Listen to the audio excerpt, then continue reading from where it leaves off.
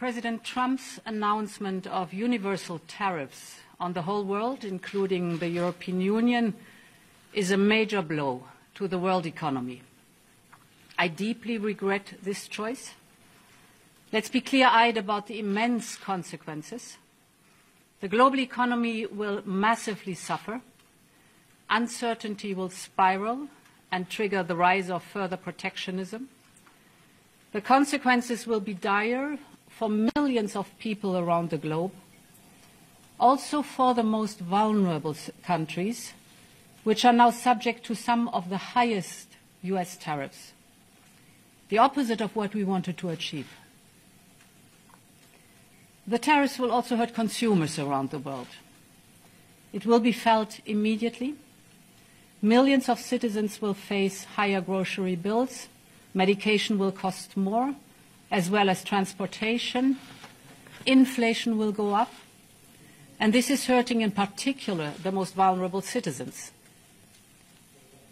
All businesses, big and small, will suffer from day one, from greater uncertainty to the disruption of supply chains, to burdensome bureaucracy. The costs of doing business with the United States will drastically increase. And what is more, there seems to be no order in the disorder, no clear path through the complexity and chaos that is being created as all US trading partners are hit. In the past 80 years, trade between the European Union and the United States has created millions of jobs. Consumers across the Atlantic have benefited from reduced prices. Businesses have benefited from huge opportunities, leading to unprecedented growth and prosperity. And at the same time, we know that the global trading system has serious deficiencies. I agree with President Trump that others are taking unfair advantage of the current rules, and I'm ready to support any efforts to make the global trading system fit for the realities of the global economy. But I also want to be clear. Reaching for tariffs as your first and last tool will not fix it.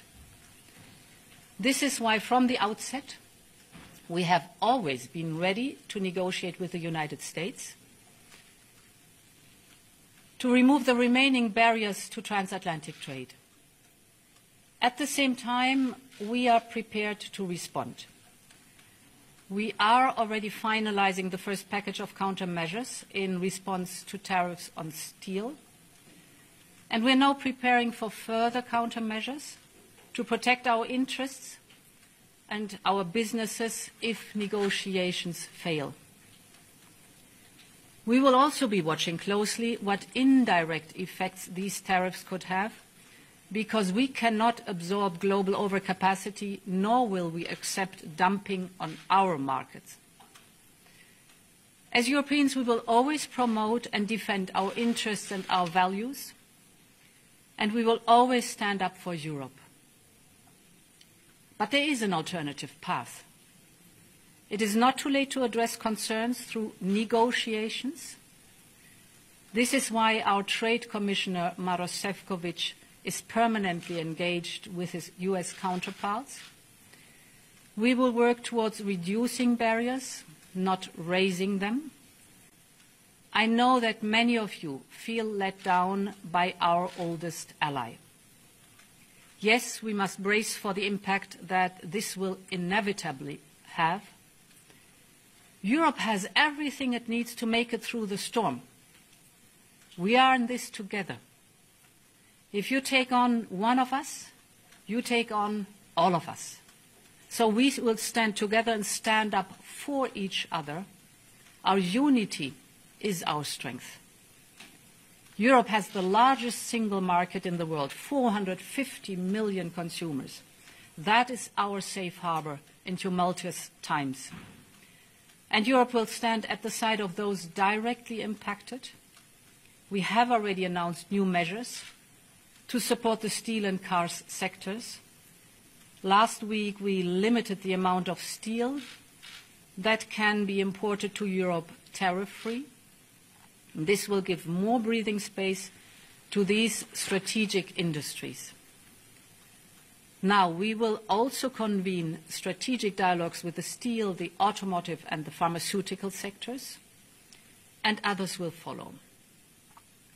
Europe stands together for our business, for our citizens, and for all Europeans, and we will continue to build bridges with all those that, like us, care about fair and rules-based trade as a basis for shared prosperity. Thank you.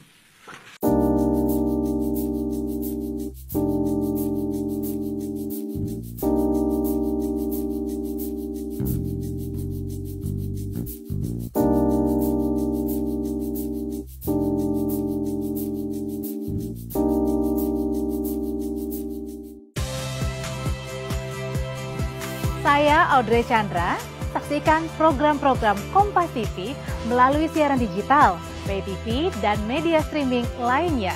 Kompas TV, independen, terpercaya.